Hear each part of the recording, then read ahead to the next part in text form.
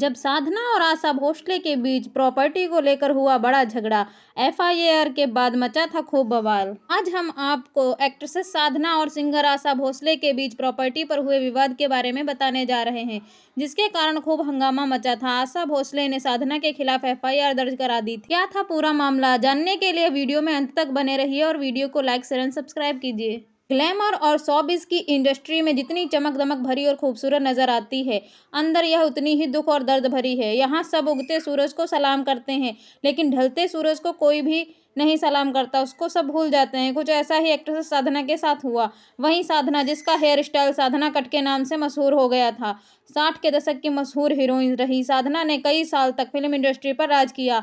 Hero तक उनकी खूबसूरती के दीवाने थे, वहीं हीरोइन साधना की खूबसूरती और अदाकारी के रश्क खाया करती थीं। साधना 70 और 80 के दशक की सबसे ज़्यादा कमाई करने वाली हीरोइनों में शुमार रहीं। करियर में उनके पास सब कुछ था, पर उन्होंने खूब उतार चढ़ाव भी देखे। एक समय ऐसा भी आया जब साधना के बुरे दिन शुरू हो गए। उन्होंने मदद के लिए बॉलीवुड के सामने हाथ फैलाए, लेकिन किसी ने उनकी कोई मदद नहीं की। घर के लिए साधना मरते दम तक आशा भोसले के साथ कानूनी लड़ाई लड़ती रहीं।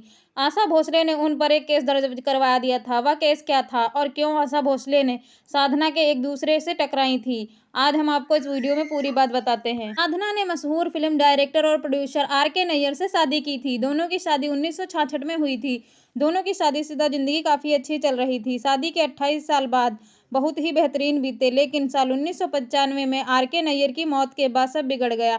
साधना एकदम अकेली पड़ गई। रिपोर्ट्स के मुताबिक साधना पति के साथ मुंबई के खार स्थित एक बंगले में रहती थी, जिसका नाम संगीता था। पति की मृत्यु के बाद साधना हर किसी से मन कट गया। वह बीमार रहने लगी। इसी बीच वह इंडिया छोड़कर यूएस चली गई और सोचा माहौल बदलेगा तो शायद सब कुछ अच्छा हो जाए। साधना ने खुद को बॉलीवुड से बिल्कुल दूर कर लिया। बुढ़ापे में लगे कोर्ट कचहरी के चक्कर, आशा भोसले के कारण मुसीबत में पड़ गई थी साधना।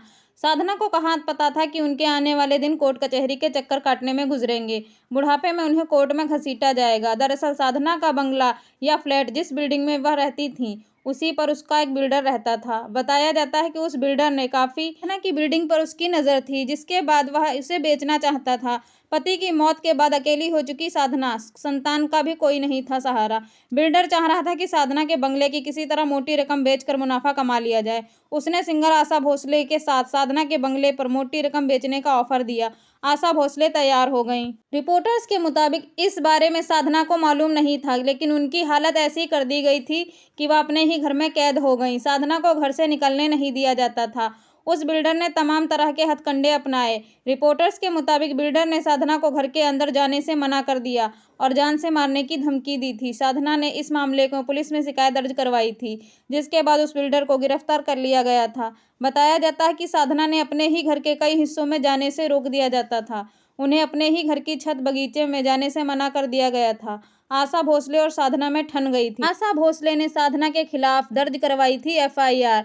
आशा भोसले ने साधना के खिलाफ सांता क्रूज पुलिस थाने में एफआईआर दर्ज करवाई थी। इसमें उन्होंने आरोप लगाया था कि साधना सिर्फ बिल्डिंग के ग्राउंड फ्लोर की किराएदार हैं, लेकिन वह उन्हें, उनके स्टाफ, अन्य मेंबर्स को रोकती टोकती हैं। वह उन्हें बगीचे में नहीं जाने देती। आशा भोसले ने कहा था कि साधना गलत ढंग से बगीचे पर अपना हक जता रही हैं, जबकि बगीचे पर सिर्फ उनका ही हक है।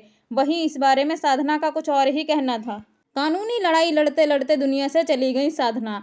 साधना ने मुंबई में मिरर के दिए एक इंटरव्यू में बताया था कि वह 50 साल से बंगले में रही हैं, लेकिन उन्होंने कभी भी आशा भोसले के बगीचे को जाने नहीं दिया था, रोका भी नहीं था। उन्होंने आशा भोसले से इतना ही कहा था कि जो लोग उस जगह को देखने आ रहे हैं, वह बस उन्हें को देखने दे, बता दिया करें, उनका स्वागत है, लेकिन अपने घर में किसी अजनबी को वह नहीं आने दे सकती। खैर, साधना और आशा भोसले के बीच प्रॉपर्टी को लेकर यह कानूनी लड़ाई लंबे समय तक चलती रही।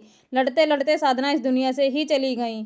वह बीमार थी, इसके बावजूद कोर्ट के चक्कर काटती रहीं। रिपोर्ट्स के मुताबिक साधना को मुंह का कैंसर था, जिसकी वजह से दिसंबर 2000 सर्जरी हुई थी। उसके बाद एक साल यानी 15 दिसंबर 2015 को साधना का निधन हो गया। दरअसल ये विवाद किसी और से नहीं, बल्कि बॉलीवुड की मशहूर गायिका आशा भोसले के साथ हुआ था। संपत्ति को लेकर शुरू हुआ यह विवाद साधना के लिए काफ़ी तकलीफदेह रहा। ये संपत्ति आशा की नहीं थी।